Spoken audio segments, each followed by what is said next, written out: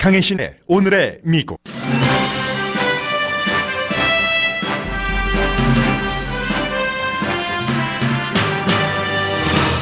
어제 시작된 불법 체류자 대대적인 체포 작전은 효과가 미미해 LA타임스는 정치 소음이라고 지적했습니다. 반면 임시 거주증이 있는 이민자도 어딘가에 꽁꽁 숨어 이민자 커뮤니티 경제는 크게 위축됐습니다. 로스앤젤레스 등 이민자가 많은 도시 시장들은 이번 급습에 협조하지 않았고 시카고 시장은 백인표를 의식한 공포 정치를 벌이고 포괄적 이민 개혁안을 통과시키라는 공개 서한을 대통령에게 보냈습니다. 트럼프 대통령이 민주당 지도부와 초선 의원 4인방과의 싸움에 인종과 이민 이슈로 끼어들었습니다. 하원 의장이 덜 급진적이라고 도전하는 4명의 소수인종 하원 의원들에게 부패한 너희 나라로 돌아가라고 트윗했습니다. 트럼프 대통령 말대로라면 트럼프 대통령도 독일이나 스코틀랜드로 가야 합니다. LA타임스는 트럼프 대통령은 진정한 인종 편견주의 통수권자라는 제목의 사설을 실었습니다. 테네시 주지사가 난한 베드포드 포레스트 데이를 지속한다고 발표한 뒤 공화당으로부터도 비난받고 있습니다. 난한 베드포드 포레스트는 남북전쟁 당시 남부국 장군이었고 노예 장사를 했으며 KKK단 최고 지위를 누린 인물입니다. 한일 무역 마찰은 현재 일본에 대한 비난으로 이어집니다.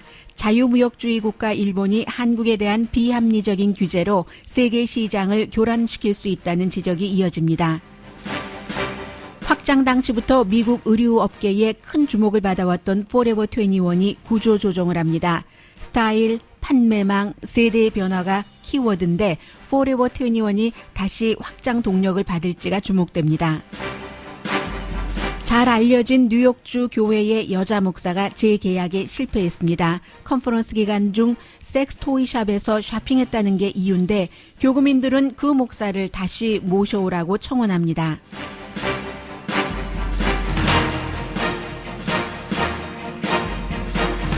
여러분 안녕하십니까? 오늘의 미국 강혜신입니다. 어떤 경우에는 그 실제 내용이 중요할 수가 있고 어떤 경우에는 뉘앙스라고 할까요? 아니면 전체적인 분위기라고 말씀드릴 수 있겠는데 그런 일들이 바로 어제 시작된 이민자 체포, 구금 전부 이제 그 추방 대상자들이죠. 전체적으로 미 전국에 한 그 2,000명을 목표로 했는데 그게 별 성과가 없어 보입니다. 왜냐하면 큰 성과가 있으면 뉴욕에서 몇 명, 어디서 몇 명 이런 보고서가 대강은 나올 텐데 전혀 그런 일들이 없고요. 물론 그 몇몇 명들은 체포가 됐겠지만 로스앤젤레스처럼 이민자들이 그 서류 미비자라든가 아니면 뭐 난민 출신이라든가 이런 사람들이 경제 활동에 적극적으로 가담을 하고 밖에 나가서 식당에서 밥을 사 먹고 또 밥을 사 먹는 것에도 일반 세금도 들어가잖아요. 그리고 이 사람들이 전부 세금도 냅니다. 돈을 벌면은 그런 지역에서는 경제가 위축됐죠. 오늘 로스앤젤레스 타임스가 이 내용은 다른 어떤 그 신문보다도 또 방송보다도 자세히 전곡을 찌르고 있는데 예를 들어서 대부분의 일요일에는 그 엘리아스라는 사람이 라스트 네임은 뺐습니다. 당연히 이제 본인의 신분 때문에 그렇죠. 걸프렌드와 아이도 있기 때문에 비치를 가거나 공원을 갑니다. 큰 돈을 벌지 못하더라도 한인과 다른 인종의 사람들의 주말 생활을 여러분들 다 알고 계시잖아요. 그런데 어제는 메가더팍 아파트먼트에 꽁꽁 숨어 있었습니다. 저희 라디오 서울 방송이 있는 이 윌쇼 한복판은 고층 빌딩이 많지만 여기서 동쪽으로 몇 블럭 가다 보면은 이제 히스패닉계가 많이 살고 있는 메가더팍 그 주변이 있죠. 이게 바로 트럼프 대통령이 주도를 한 연방 그 이민 관세국 세관국에서 급습한다. 체포한다. 그리고 체포 명단에 포함되어 있지 않더라도 이민세관국 에이전트들이 뭔가 그 사람이 체포당할 만하면 체포된다. 이런 그 내용이 발표가 됐기 때문에 집에 꽁꽁 숨어 있었던 겁니다. 과테말라계 이민자로서 지금 임시 거주 비자도 있습니다. 합법적으로 일할 수 있는 사람이에요. 그런데도 집을 떠나기가 무서워서 직장에는 베케이션 데이를 선택을 해서 집에서 주말에 밥을 시켜 먹고 딜리버리 해 먹고 누군가가 와서 문을 두드리면 아는 사람에만 문을 열어줬다. 그러면서 이제 이 사람들이 또 그 신앙심이 깊기 때문에 할 수 있는 일이라고는 신께 우리를 지켜주소서 하고 기도하는 것밖에 없었다 하는 내용을 보도를 하고 있습니다. 성과는 말씀드렸고요. 또 그 루이지아나주에서 지금 허리케인이 완전히 강타하진 않았지만 그쪽 지역이 아직도 그 머물러 있기 때문에 뉴올리언스를 제외하고는 로스앤젤레스, 샌프란시스코, 뉴욕, 시카고, 마이애미, 덴버, 아틀란타, 또 볼티모어와 휴스턴, 시애틀도 빠진 것 같은데요. 이런 지역에서 어제 작전은 있었고, 그런데 이번 여름 들어서 두 번째 실패한 작전입니다. 지난번에 한번 하려다가 국토안보부 내부에서도 이것은 성과보다는 그 득보다 실이 훨씬 많습니다 했고, 그래서 멈칫했었고, 이번에는 시위대가 굉장히 많은 시위를 했었고요. 그런 급습 작전에 포함되지 않은 도시요, 필라델피아 같은 도시에서도 굉장히 많은 사람들이 시위를 했고, 이 정치학적으로 이 문제를 조금 풀어보자면은 UC 얼바인의 루이스 데스피오라는 그 정치학 교수는 바로 이민자에 대한 두려움을 퍼뜨리는 정치다. 이것은 뭐 트럼프 대통령 들어오자마자 시작됐던 것이고요. 그런데 예전에 이제 같은 공화당이지만 조지 부시 행정부에서는 좀 이렇게 공개적으로 급습하는 것을 피했었잖아요. 왜냐하면 공개적으로 딱 발표를 하고 나면 사람들이 다 대비책을 갖고 있고 도망가고 나오지 않고 그래서 경제에만 해가 되고, 그리고 또 이렇게 이민 세관국의 경우도 지금 기금도 좀 부족하고 사람도 부족한데 데이 투 데이 일상 업무를 보기가 힘들기 때문에 오히려 집행력이 떨어진다는 겁니다. 그렇지 않아도 원래 이민세관국 그 ICE가 1년에 한 3번이나 4번 정도는 급습하거든요. 그렇게 해서 하루에 한 40명에서 50명 정도를 체포를 한답니다. 그리고 항상 내세우는 것은 이 사람들이 너무 위험한 사람들이다. 그러니까 공공안전에 위험이 되기 때문에 범법자다, 법 위반자다, 불법 체류자일 경우 법 위반자인 것은 사실입니다. 그러나 미국에서 이민과 관련된 법 위반자는 정말 나쁜 법 위반자도 있지만 그렇지 않은 사람들도 있다는 거 뭐 다 알고 계시는 일이고요. 그래서 미국에서 지난해에 캘리포니아주에서는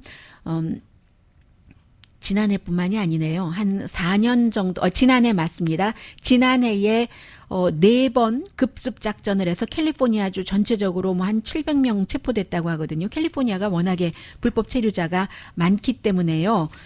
이런 일들이 있고, 당연히 뭐 민권연맹이라든가 샌프란시스코 지방 법원들 뭐 비난이 이만저만이 아니었고, 일요일인데도 불구하고 그 법률 상담을 해줄 수 있는 사람들에게는 문 열어주지 마십시오. 뭐 가짜로 영장 비슷한 것을 보여줄 수도 있으니까 그 문틈 아래로 서류를 보내달라고 하십시오. 등등 법률 상담을 가능하게 했고, 또 로스앤젤레스의 에리카 세리 시장도 경찰국장과 함께 기자회견을 했잖아요.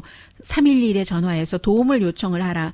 로스앤젤레스뿐만이 아니라 마이애미에서도 마찬가지고 전부 지금 뉴욕에서도 마찬가지고 했기 때문에, 물론 그 목표 자체는 센트럴 아메리카, 중미에서 오는 사람들이라고는 하지만 한국 분들 가운데서도 직접적으로 간접적으로 피해 보신 분들이 굉장히 많으신 겁니다. 본인이 이제 그 대상자 비슷하신 분들도 계실 테고, 체류 신분이 뭐 끝나신 분들 기간이, 아니면 장사하시는 분들 얼마나 힘드세요? 다들 한 75% 정도 매상이 줄었다고 하거든요. 그러니까 특히 그 손님이 히스패닉계일 경우에는 그렇다고 하니까 뭐 여러분들도 그 여러분만은 아니다라고, 그것이 무슨 위안이 되겠습니까마는 메가더 파기 30에이커나 된다고 하네요. 저도 오늘 로스앤젤레스 타임즈를 보고 알았는데, 제가 출근할 때 그쪽으로 오고 퇴근할 때도 그쪽으로 거의 가기 때문에 이 그 와이어리스 스토어를 잘 압니다. 토럴 와이어리스 스토어 같은 경우 하루 종일 문만 쳐다보고 있었다는 것 아니겠어요? 손님이 들어오나 들어오지 않나 하면서 이 구름이 언제 거치나. 코리아타운도 어제 나와 보신 분들은 방학이라서만 그런 게 아니라요. 이번 이 작전 때문에 굉장히 조용했고, 교회에 안 오신 분들도 상당히 그 많고요. 그런데 문제는 그럼에도 불구하고 미국을 떠나지 않겠다라고 얘기하는 사람들이 상당히 많습니다. 왜냐하면 예를 들어서 그 바레라라는 분은 올해 나이가 59살이고 불법으로 살고 계시는 분이에요. 일주일에 7일 동안 일을 하십니다. 이분은 과테말라에서 오셨는데 지난 20년 동안 미국에서 이렇게 일을 했는데 본인밖에는 가족 사이에서 돈을 벌 수 있는 사람이 없고 렌트비도 내야지 되고 그 음식도 사야지 되고 그리고 어머니 아프신데 약값도 내야지 되기 때문에 그냥 체포될 때 체포된다 하더라도 나가서 일을 할 수밖에 없었다는 겁니다. 일주일에 7일 일하시는 분이에요. 그리고 이런 아무리 급습 작전이 있어도 앞으로도 미국을 떠날 생각이 없다라고 얘기를 했고요. 그래서 오늘 그 로스앤젤레스 타임즈가 이러한 것들이 그 ICE의 급습 작전이 정치적인 행동보다는 정치적인 소음에 불과했다라고 얘기를 하고 있고요. 그 시카고의 그 시장이 그 블랙이에요. 여성인데 로리 라이푸트라는 시장이 워싱턴 포스트의 기고문에서 공개 서한을 대통령에게 보낸 겁니다. 이게 우리 도시를 더 안전하게 하는 게 아닐 거고 나라를 더 강하게 하지도 않습니다. 물론 이민 시스템이 망가졌다는 것 다 알고 고쳐야지 된다는 것도 알지만 이건 아니죠. 반이민 공포를 심는 것은 아닙니다. 시카고에 이미 18만 명의 서류 미비자가 있는데 시카고라는 그 바람의 도시에 이것을 그 잘 합리적으로 풀어야지 이렇게 해서야 되겠습니까? 대통령이시여 당신의 양심을 회복하고 전직 다른 대통령들처럼 그들이 노력했던 것처럼 좀 더 인간적이고 미국적이고 포괄적인 이민 개혁안을 만들기를 원합니다. 이런 얘기를 했고요. 샌프란시스코의 시장은 아예 나를 밟고 가라. 그들을 체포하려면 나를 넘어가거라. 더군다나 많은 케이스는 성인 서류 미비자 내지는 불법 체류자가 있으면 그 사람들이 추방 대상이라면 그 사람들의 자녀는 미국에서 태어났기 때문에 미국 시민권자라는 여기에 아주 그 큰 그 딜레마가 있는 겁니다.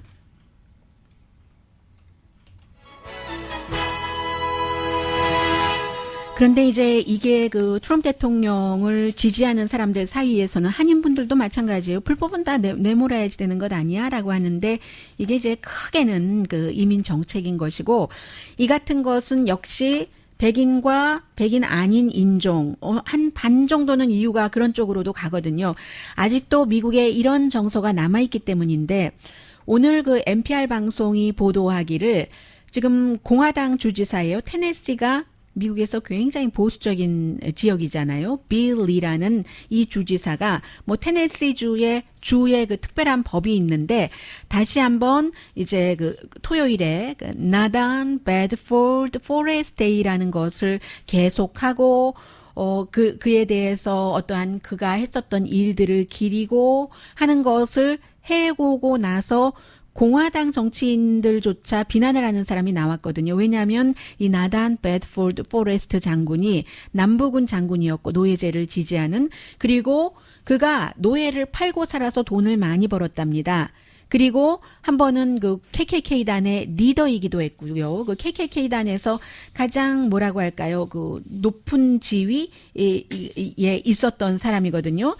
그런데 이제 이 사람의 날을 계속 기리고 이렇게 하니까 물론 역사를 역사로 봐야지 된다라는 사람도 있지만 최근에 뭐 예를 들어 미투 무브먼트가 오고 나서 여성에 대한 성학대라든가 성추행 같은 것이 전과 달리 신속하게 더 강하게 벌주는 것처럼 노예제라든가 이런 것에 대해서도 최근 몇 년 사이에 특히 이제 사우스캐롤라이나주에서 백인 우월주의자가 흑인 교회에 가서 교회 상원 의원, 목회자 사람들을 다 흑인이라는 이유로 총을 쏴서 숨지게 했잖아요. 그 일 이후에 이제 이 노예제라든가 이런 것에 대해서도 사람들이 다시 생각을 하게 되고 심지어는 대학교에서도 어떤 유명한 그 남북전쟁 당시에 그 남부군 장군의 동상을 내리기도 하고 여론이 그렇게 강해지면 그쪽으로 갈 수밖에 없는 거죠. 그래서 텍사스가 지역구인 테드 크루즈, 티파리의 지지를 받는 사람이기 때문에 굉장히 보수적인 사람입니다. 테드 크루스도 지금 빌리 주지사가 너무 멀리 갔다. 그 사람은 더군다나 KKK단의 그 최고 리더라는 게 그 슬레이브 트레이더였을 뿐만이 아니라 KKK단의 First Grand Wizard라고 해서 위대한 마법사, KKK단의 위대한 마법사, 그것도 First 위대한 마법사가 최고 지도자였었잖아요. 그런데 지금 시대가 2019년인데 그 사람을 이제 기리는 이런 일을 해서는 안 된다라는 공화당의 비난조차 있지만 그러나 공화당 주지사가 나단 베드포드 포레스트 데이를 그대로 유지한다고 하는 것은 아직도 테네시주에는 그 같은 일, 뭐 흑인에 관한 것, 백인에 관한 정서 같은 것들이 과거의 시대에 그대로 어떤 그 픽스드 됐다고 할까요? 고정됐다고 할까요? 그런 여론이 많기 때문에 그럴 수도 있는 거죠. 물론 이 포레스트가 군인으로서는 영웅일 수 있습니다. 그러나 군인으로 영웅이었다 하더라도 그가 인간을 팔고 사는 거잖아요. 노예라는 것은 인간인데 인간이 물건이 아닌데 팔고 사고 거기에서 이득을 취했고 그것도 과거라고 할 수는 있지만 그러면 과거다 하고 이 정도로 가야지 그 사람의 나를 만들어서 기리고 하는 것까지는 너무 많이 갔다. 이런 지적들도 나오고 있지만 그래도 테네시에서는 그 같은 여전히 그 백인 우월주의자가 있는 것이고 백인 우월주의자를 기반으로 한 트럼프 대통령의 어떤 그 지지층이 있기 때문에 이민자는 일단 잡아들여야지 돼. 더군다나 불법 체류자니까 하는 그 정서에 의해서 오늘도 아마 한인타운에서도 숨죽이고 밖에 못 나오는 그런 그 추방 대상자들이 상당히 많으리라고 짐작합니다.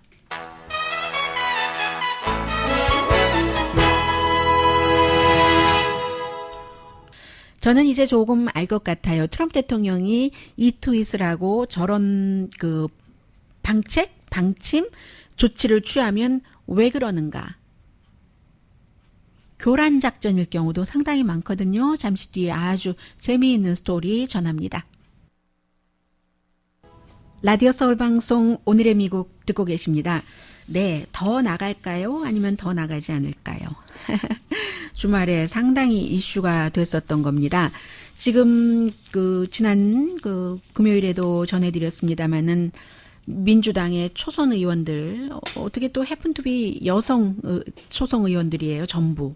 또 모두 소수인종이고 이 네 사람이 낸시 펠로시 하원 의장이 국경 수비안 여기 이제 그 돈을 얼마를 지원을 하고 그래서 지금 그 구치 시설도 아주 나쁜데 조금 더 좋게 하고 하는 그런 안을 공화당과 서로 이렇게 합의를 했다 해서 그래봤자 제대로 돈이 쓰여지지 않고 공화당 좋은 일 시키는데 왜 합의를 하느냐 이렇게 시작된 그 싸움으로 낸시 펠로시 하원 의장이 다 그 정치라는 게 그 합쳐져서 일을 해야지 되는 거다. 이런 얘기를 했고 실제로 그 4인방의 대표격인 알렉산드리아 오카시오 콜테즈 의원은 급진적인 그 주장을 할 만해요.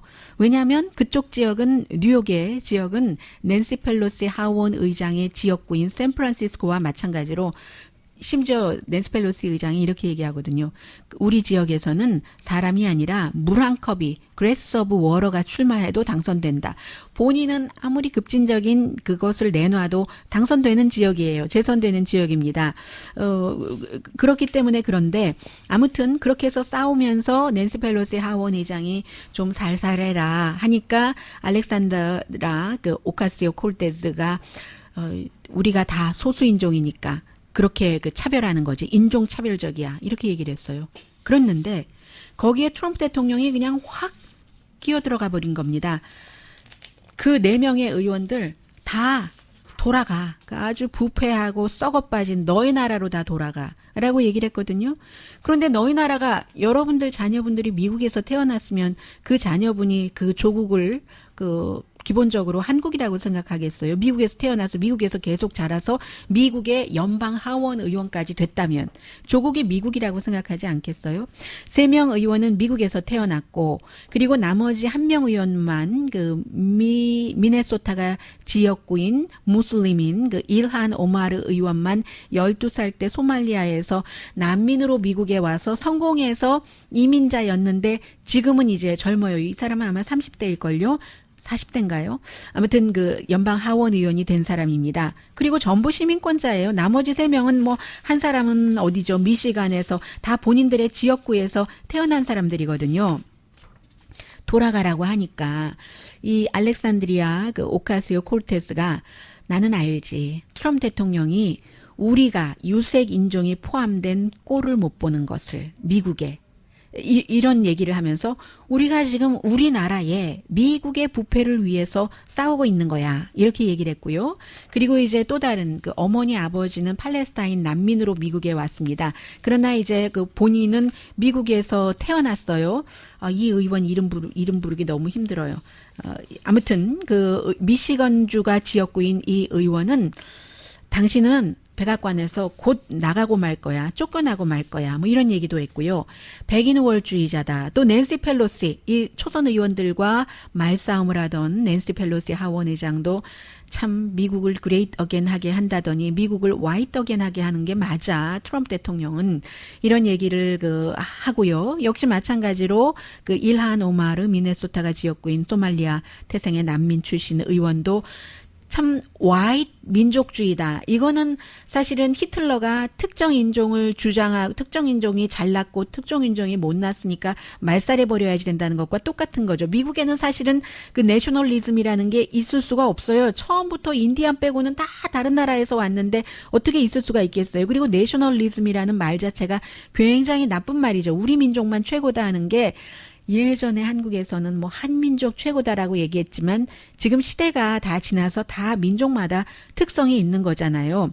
굉장히 트럼프 대통령의 그 위험한 이데올로기가 비상사태를 만들어내고 있다라는 얘기를 하고 있고요. 사실은 트럼프 대통령이 니들 나라로 돌아가라고 미국 사람들에게 미국 시민권자인 4명의 소수인종 한 사람은 블랙이고 한 사람은 소말리아 태생 한 사람은 부모가 팔레스타인 난민 출신 그리고 콜테스는 그 푸에르토리코입니다. 그리고 3명은 미국에서 태어났고요.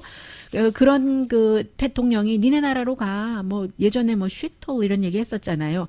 그런 트윗을 하기 직전에 사실은 그 팍스뉴스에서 진행자들이 먼저 그런 얘기를 했거든요. 그리고 팍스뉴스에서 특히 그 무슬림인 일한 오마르 의원은 굉장히 많이 그 때리기를 했고요. 그 테드 크루즈래요. 터커 칼슨 같은 그 팍스의 진행자는 그런 얘기를 했는데 결국은 로스앤젤레스 타임즈가 사설에서 트럼프 대통령은 참 진정한 인종 편견주의 통수권자입니다. 군 통수권자다. 이 말에 이제 인종 편견주의 통수권자다라고 얘기를 하는데 네, 생각났습니다. 그 미시건주의 의원 이름 라시다 툴립 의원 그리고 이제 매사추세츠의 흑인 의원 프레슬리라는 라스트 네임 그 의원이 얘기하기를 그 아야나 에스 프레슬리 매사추세츠의 연방 하원 의원이 우리를 어딜 가라고 하는데 갈 데가 없어요. 우리가 가긴 어딜 가요?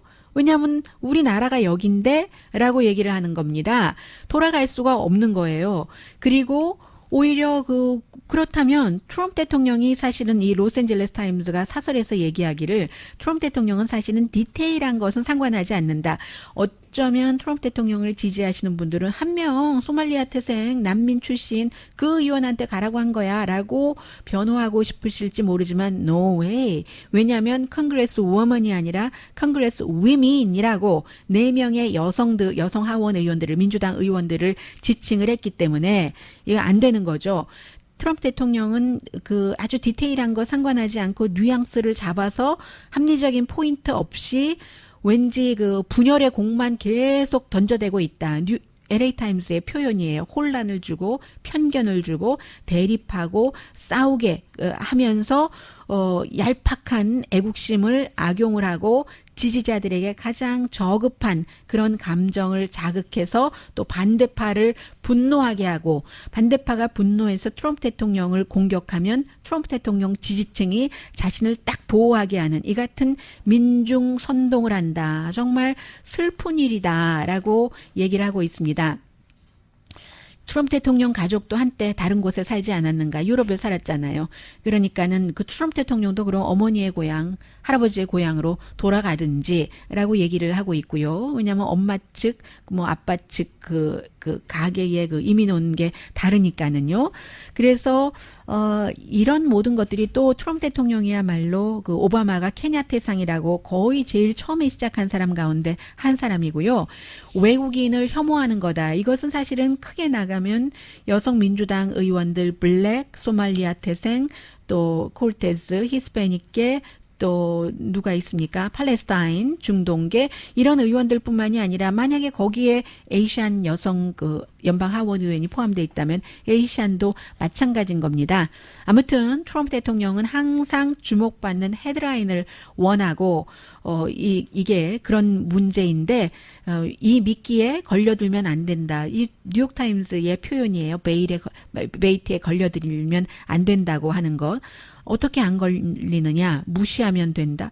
이 무시할 수가 없어요. 많은 사람들이 왜 작은 트럼프 대통령의 그 낱낱이 그 일일이 그 사실과 다른 트윗까지 집중을 하고 그것을 보도하느냐고 하지만 트럼프 대통령은 핵 단추를 누를 수 있는 유일한 권한을 가진 미국의 군 통수권자 미국 대통령입니다. 그 사람이 하는 말을 어떻게 집중하지 않을 수가 있어요. 여기에 이제 그 딜레마가 있는 것이고요. 이로 인해서 민주당이 안 되겠다. 트럼프 대통령까지 껴들어도 이 초선 의원들이 계속 낸시 펠로시 하원 의장에게 더 급진적으로 하세요. 더 급진적으로 하세요. 하고 싸울지 아니면 일단 멈춤을 할지 그것은 아무튼 알 수 없는 일이고요. 트럼프 대통령이 그런데 이 같은 그 트윗을 한 것이 또 목적이 있다고 보는 사람들이 있는 거죠.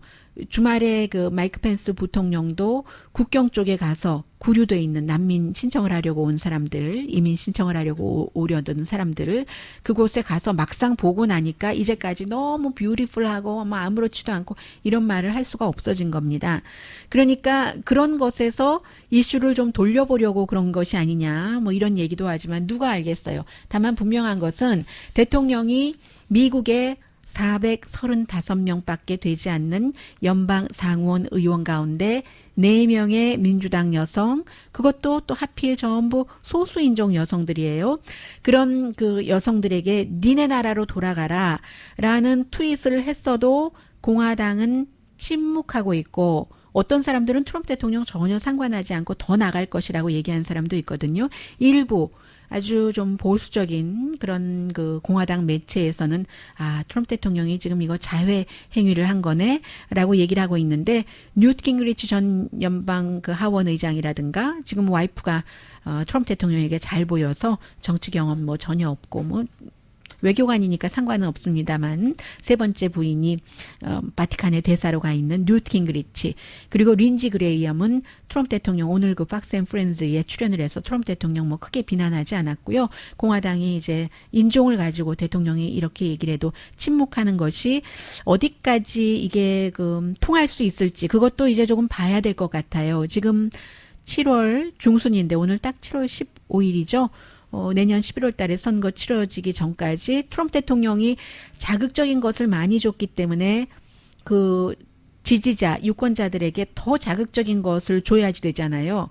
그런데 톡 쏘는 맛 하면 콕보다 더 톡 쏘는 게 어디 있겠어요.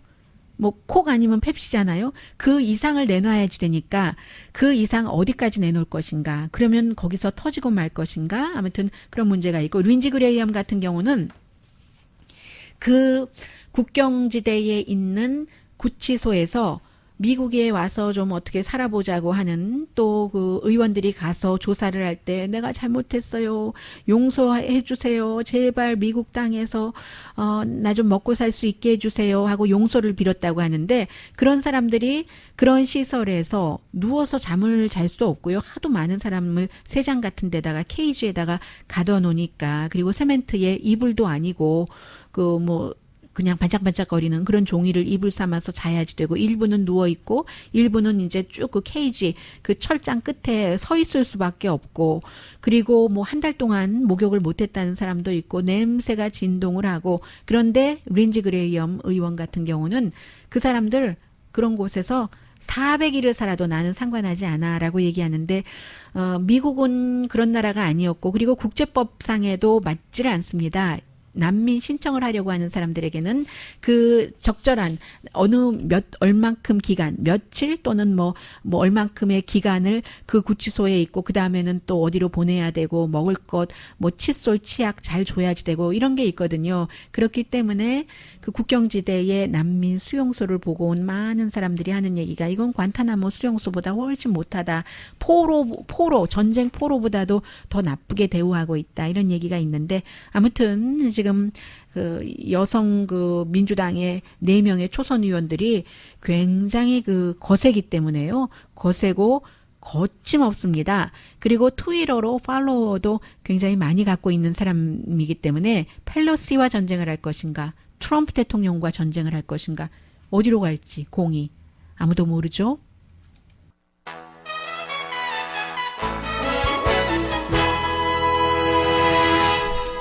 라디오 서울 방송 오늘의 미국 듣고 계십니다.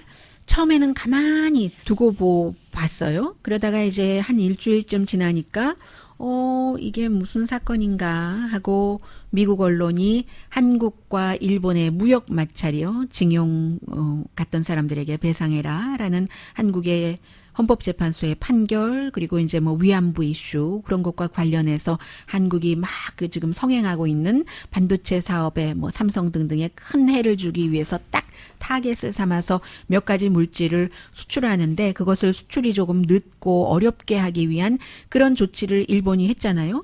그런 것을 보면서 중간에 한 그 며칠 정도는 한국과 일본과의 여러 가지 그 가깝고도 먼 나라의 역사도 설명을 해줬고 했습니다.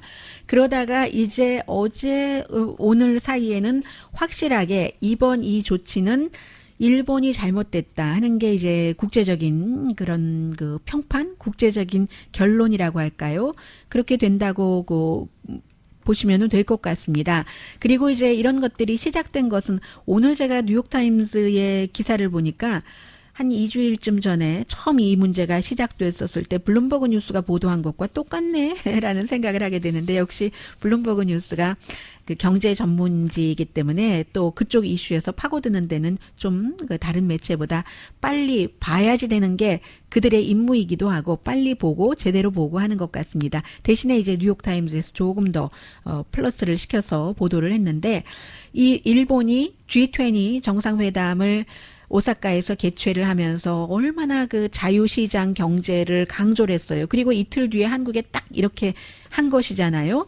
그래서 결국은 이런 모든 것들이 한국의 반도체 산업뿐만이 아니라 전 세계의 테크놀로지 업계를 교란할 수 있고 그리고 또 이렇게 할 수 있었던 것은 만약에 미국이 지금까지 그렇게 하지 않았더라면 일본이 그대로 카피를 할 수 있었을까?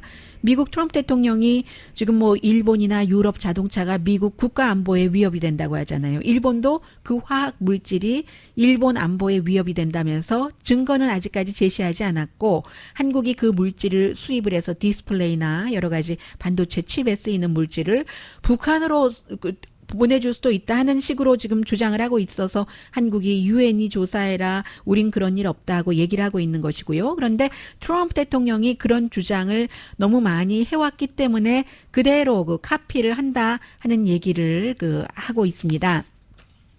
중국도 그랬죠. 뭐 중국도 지금 그 영해 분쟁과 관련해서 일본이나 필리핀, 중국은 사실은 뭐 한국이 사드 보복으로 다 알고 있으니까 그래서 이러한 것들이 점점 심해지면은 이게 그 세계에 좋지는 않을 텐데 하는 그 지적을 하고 있는데 지난 4월 달에 러시아가 우크라이나에 어떤 그 규제를 한 것을 가지고 WTO 그 세계 무역 기구가 러시아 편을 들어줬습니다. 그때 이제 그 WTO 가입 국가들의 입장이 반영돼야지 되는데 미국은 러시아 편을 들었고요.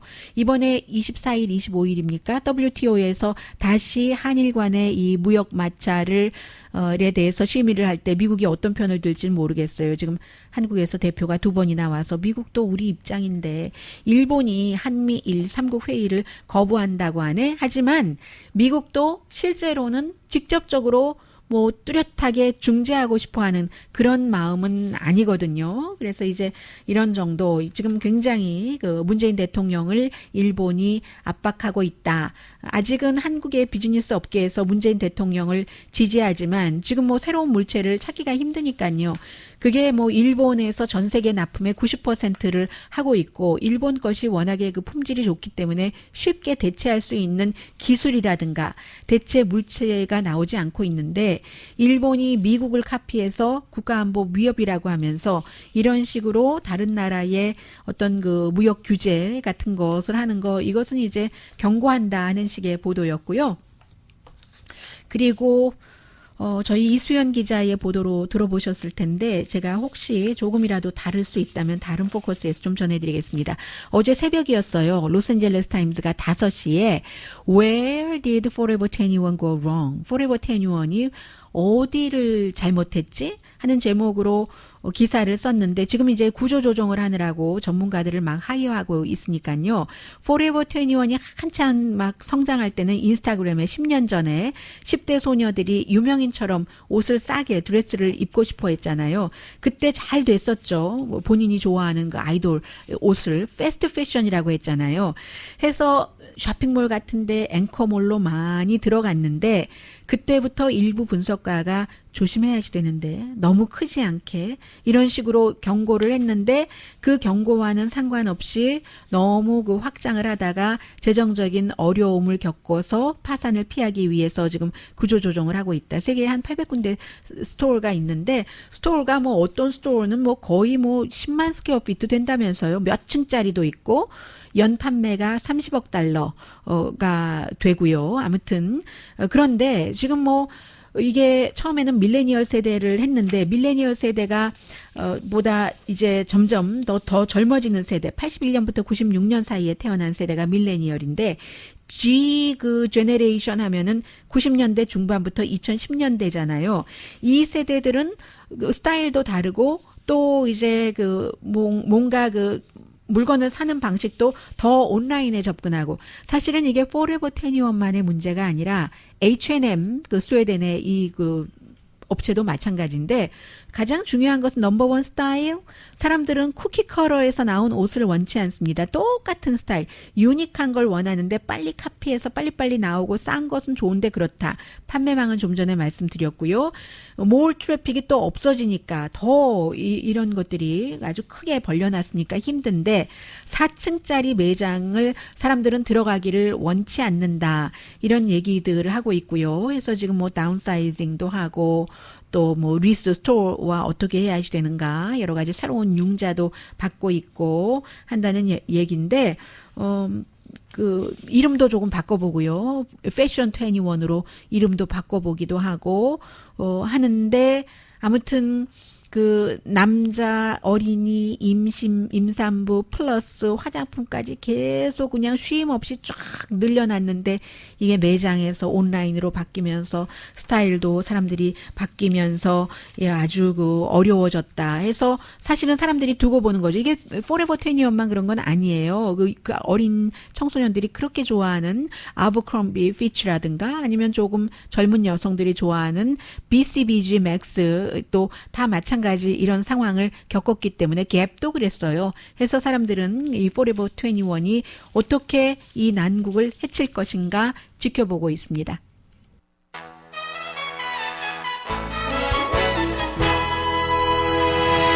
라디오 서울 방송 오늘의 미국 듣고 계십니다. 뉴욕에 있는 리버사이드 교회입니다. 로스앤젤레스 인근의 리버사이드가 아니고요. 이 교회의 에이미 버틀러 목사. 에이미니까 여성 목사잖아요. 에이미 누구죠? 저는 그 가스펠 싱어 가운데서 에이미 좋아하는데요.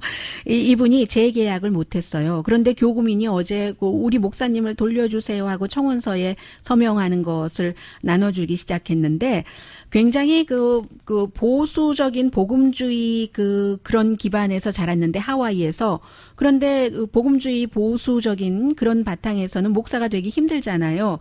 그래서 결국은 좀 리버럴한 바프티스트 계열의 침례교로 돼서 목사를 하면서 목회 활동하는 도중에 뭐 부부의 성생활이라든가 아니면 또 그 여성의 피임이라든가 이런 것도 많이 얘기를 했고 사회적으로는 여러 그 이슈들 좋은 사람을 많이 초대를 했는데 컨퍼런스를 다른 주 미네소타인가에 가서 다른 직원 2명과 교인들과 함께 섹스 토이 스토어에 가서 몇 개를 사고 한 사람의 생일이었대요. 그리고 뭐 한 30분 정도 견학을 하고 했었다는 이유로 이 여성 목사를 말하자면 재계약을 안 했다는 겁니다. 어떤 생각이세요?